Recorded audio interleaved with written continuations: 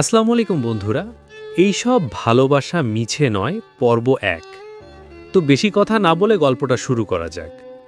সেই ১৪০০ বছর আগেকার সময়, চারপাশে বংশ, গোষ্ঠী আর ক্ষমতার দ্বন্দ্ব।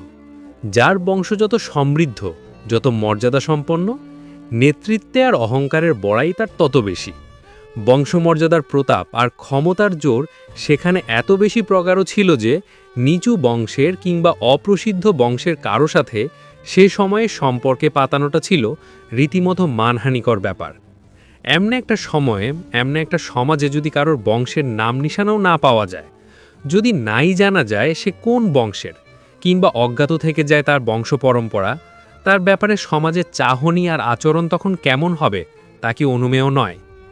হ্যাঁ, এমন একজন সাহাবী হলেন জুলাইবিব রাদিয়াল্লাহু আনহু। অন্য অনেক সাহাবীর মতন তিনি খুব বেশি আলোচিত নন। জুলাইবিব শব্দের অর্থ হল যিনি বেশ খাটো। তার শারীরিক গড়ন স্বাভাবিকের তুলনায় খাটো হওয়াতে তার নামই হয়ে যায় জুলাইবিব। কেবল খাটোই নন, তার গায়ের রং ছিল কুচকুচে কালো। একে তো বংশ পরম্পরা অজানা, তার উপর আবার খাটো আর কালচে গাত্রবর্ণ। গল্পটি ভালো লাগলে লাইক করবেন, অবশ্যই বেশি বেশি শেয়ার করবেন।